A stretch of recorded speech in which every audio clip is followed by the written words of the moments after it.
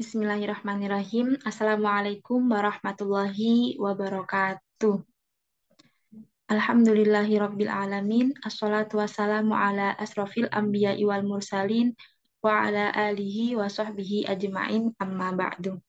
Perkenalkan, nama saya Niswa Uswa Hasanah dari UIN Sunan Gunung Jati Bandung. Saya akan membawakan presentasi dengan judul Aktivitas siswa mengikuti pembelajaran tatap muka terbatas, hubungannya dengan hasil belajar mereka pada mata pelajaran pendidikan agama Islam. Penelitian terhadap siswa kelas 8C SMPN 1 Cileunyi, Kabupaten Bandung. Yang pertama, penelitian ini dilatar belakangi dengan adanya berbagai permasalahan yang muncul dalam pembelajaran daring. Kemudian, Kemendikbud mengeluarkan kebijakan pembelajaran tatap muka terbatas atau disingkat dengan PTMT sebagai evaluasi untuk memperbaiki pembelajaran selama pandemi. Kementerian Pendidikan, Kebudayaan, Riset, dan Teknologi, Kemendikbudristek, mengeluarkan surat edaran Mendikbudristek nomor 2 tahun 2022 tentang diskresi pelaksanaan keputusan bersama 4 menteri tentang panduan penyelenggaraan pembelajaran di masa pandemi COVID-19. Pembelajaran tatap muka terbatas dapat dilaksanakan dengan jumlah peserta didik 50% dari kapasitas ruang kelas pada satuan pendidikan yang berada di daerah dengan pemberlakuan pembatasan kegiatan masyarakat PPKM level 2. Tentunya kebijakan ini dapat dilaksanakan dengan disesuaikan kondisi yang ada di masing-masing daerah.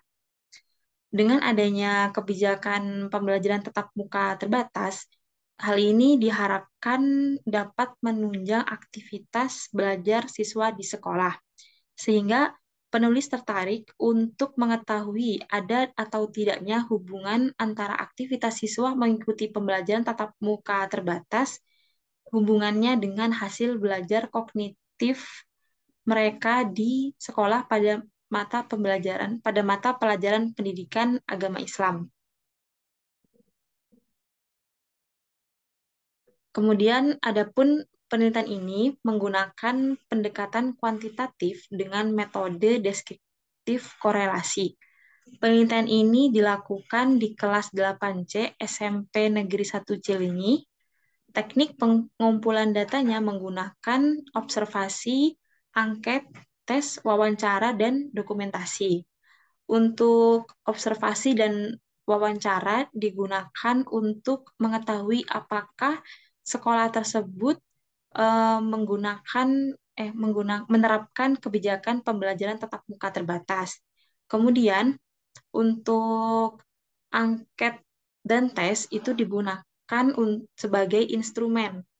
Kalau angket digunakan untuk variabel variabel X dan untuk tes digunakan untuk mengetahui variabel Y. Adapun teknik analisis datanya yaitu menggunakan teknik analisis parsial dan analisis korelasi.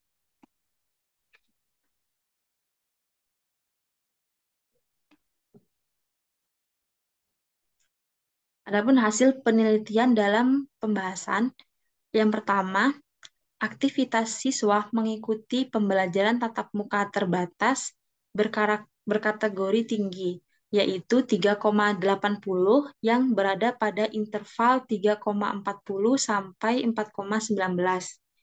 Yang kedua, hasil belajar kognitif siswa pada mata pelajaran pendidikan agama Islam berkategori sangat baik, dengan nilai rata-rata 84,17 yang berada pada interval 80,100. Dan yang ketiga, hubungan antara aktivitas siswa mengikuti pembelajaran tatap muka terbatas dengan hasil belajar kognitif siswa pada mata pembelajaran pendidikan agama Islam berkategori rendah. Hal ini terlihat dari perhitungan analisis koefisien korelasinya, yaitu 0,35 yang berkategori rendah, yang berada pada interval 0,20 sampai 0,39. Begitupun dengan hasil uji hipotesis yang menunjukkan bahwa T hitung sebesar 1,701 ini menandakan bahwa T hitung lebih besar dari T tabel. Dapat diambil kesimpulan bahwasannya H0 ditolak dan HA diterima. Oleh karena itu, terdapat hubungan antara aktivitas siswa mengikuti pembelajaran tatap muka terbatas dengan hasil belajar kognitif mereka pada mata pelajaran pendidikan agama Islam. Untuk yang terakhir, simpulan dari penelitian ini adalah yang pertama, bahwa aktivitas siswa mengikuti pembelajaran tatap muka terbatas berkategori tinggi, yaitu 3,80 yang berada pada interval 3,40 sampai 4,19. Yang kedua, hasil belajar kognitif siswa pada mata pelajaran pendidikan agama Islam berkategori sangat baik, dengan nilai rata-rata 84,17 yang berada pada interval 80 sampai 100. Dan yang terakhir, hubungan antara aktivitas siswa mengikuti pembelajaran tatap muka terbatas dengan hasil belajar kognitif siswa pada mata pelajaran pendidikan agama Islam berkategori rendah. Begitupun dengan hasil uji hipotesis yang menunjukkan bahwa T hitung, yaitu sebesar 1,965, itu lebih besar daripada T tabel yang yaitu sebesar 1,701, sehingga dapat diambil kesimpulan bahwa H0 ditolak dan HA diterima. Artinya, semakin tinggi aktivitas siswa mengikuti pembelajaran tatap muka terbatas, maka akan semakin baik pula hasil belajar siswa pada mata pelajaran pendidikan agama Islam.